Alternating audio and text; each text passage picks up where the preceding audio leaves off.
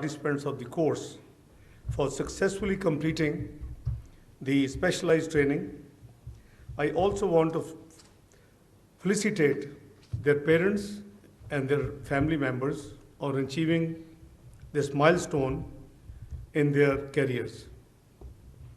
I hope and pray that it is the first of many achievements that you will attain in this prestigious service.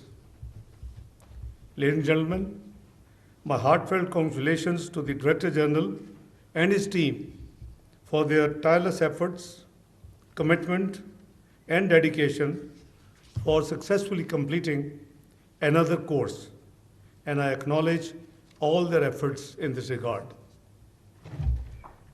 Dear probationers, you have joined the diplomatic service at a time when the world we are living in undergoing a profound transformation. The world order is moving towards multipolarity.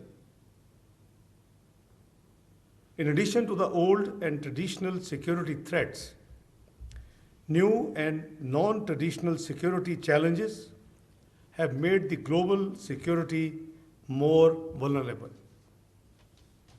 The increasing major power contestation has raised the fear of return to the old bloc politics that would adversely affect global politics, economy, and interstate relations. Societies all over the world are under stress as of now. We can very clearly see this.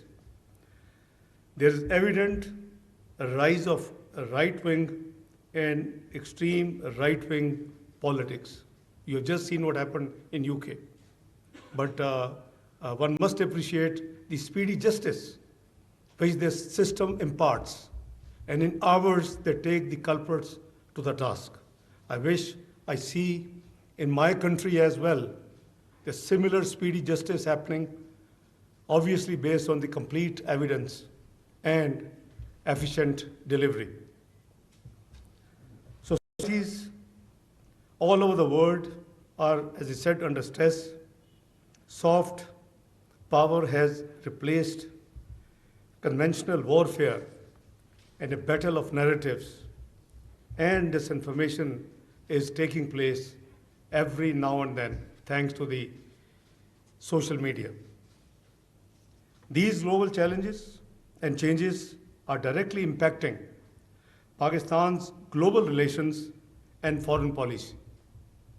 Our foreign policy must respond to these challenges to ensure that Pakistan's sovereignty, territorial integrity, and independence are fully secured. At the same time, we have to reorient our diplomatic initiatives from conventional diplomacy to economic diplomacy to ensure that Pakistan's development agenda is also advanced. The conventional diplomacy times are over. The day I joined and took the responsibility as Foreign Minister of Pakistan, my first talk to my colleagues, senior colleagues in the Ministry of Foreign Affairs was, from today, we will work side by side with the conventional diplomacy. More importantly, we will focus on economic diplomacy. The basic purpose of foreign policy is not only to safeguard national interests, but also to help in stimulating economic growth by transforming the potential of our geostrategic position into a geo-economic one. We all know Pakistan is at the crossroad of a very important hub in the world. I think we have failed to streamline and benefit from our location which God Almighty has blessed us with. This is an exclusive foreign policy agenda which will yield economic and strategic dividends for our country, inshallah, allowing to fulfill its destiny at the global level. In order to achieve these objectives, it is imperative that our young diplomats shall be equipped with necessary skills set to promote trade and investment, tourism, and opportunities to explore workforce.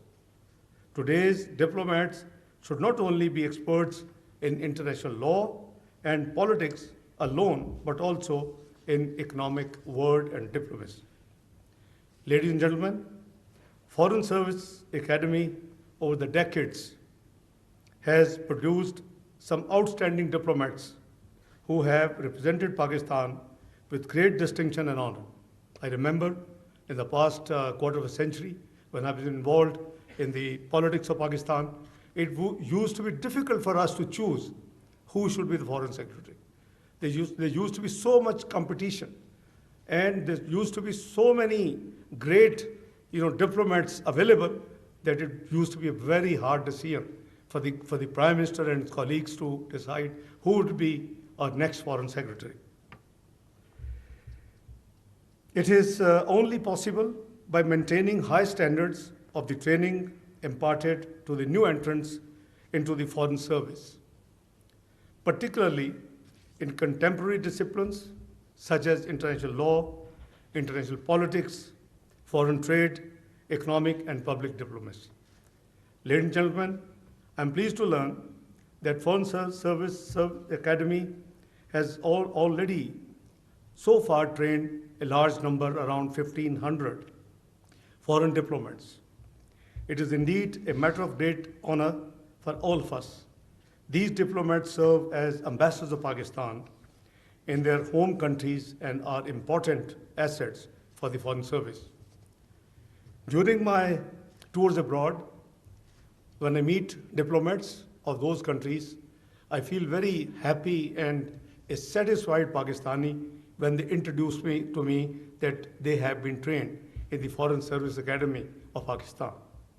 I'm also satisfied to know that the Academy has undergone major renovation work during the last 6 months. I was a little concerned when I was sitting, the lights were off, and I was concerned hopefully the system works. So I asked the DG that everything okay. He says after the tilawat, we'll put it on, so I don't mind because we save few kilowatts of energy. I'm also satisfied to know that the work as a team under the Director General's leadership is being done, but I think we need to focus a lot more.